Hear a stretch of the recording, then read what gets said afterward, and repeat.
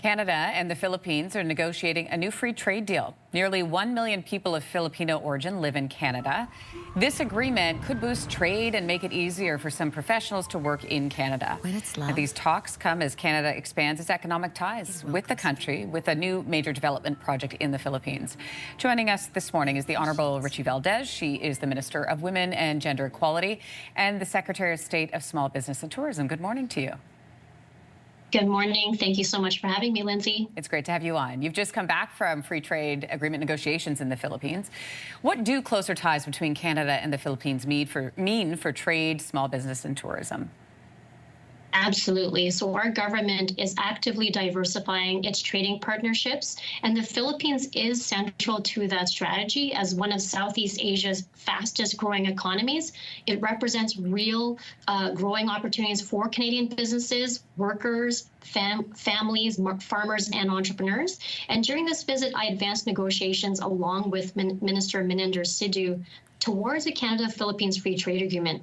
We met with senior government counterparts on a trade and investment priorities, and we also engaged with business leaders and entrepreneurs building on the Canada-Philippines economic relations on the ground. And as you already said, with 1 million Canadians of Filipino descent, that foundation of trust gives our trade relationship a depth and resilience that few bilateral relationships can actually match.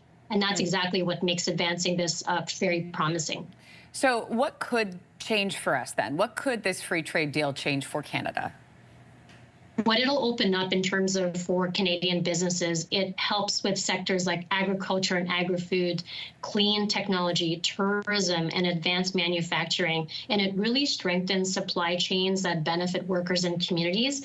And just one example, our progress is already happening. Our government supported a women-led trade mission to the Philippines earlier this year, and this has resulted in concrete partnerships and signed agreements between Canadian and Filipino businesses.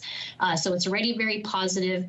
We've already increased non-U.S. trade by $33 billion in under a year, and a third of that growth came from the ASEAN region. And Canada's trade with the ASEAN region grew by 23.4% to $52.3 billion. So this is just the start, and securing this trade agreement both with the Philippines and with the ASEAN region is really going to help expedite that growth. And Minister, what about how this could affect Filipino workers and professionals?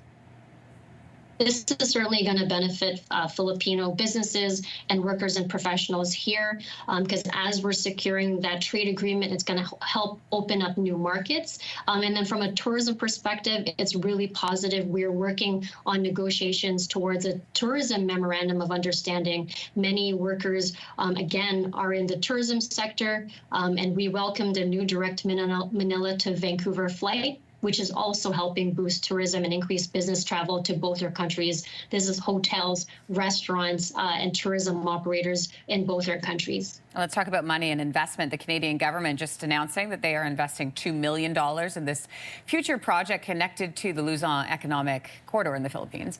What role does this new investment play? This is a significant investment. We heard on the ground what this LEC project is going to provide, especially there in the region of Luzon. It's going to help create jobs and strengthen, again, that people-to-people tie between our two countries for small businesses in those sectors, agriculture, as I said, tourism, clean tech, advanced manufacturing. That partnership is certainly going to help on the ground. And one of the things I'm currently working on, as we announced in our budget in November, is we're investing $60 million in an SME export readiness initiative.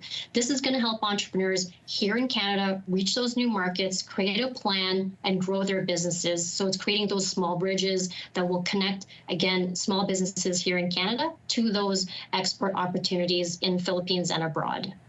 Minister Rechie Valdez, thank you for your time this morning. Thank you so much, Lindsay. If you like that video, make sure to subscribe to the Your Morning YouTube feed, where you can find all kinds of new content posted every weekday morning.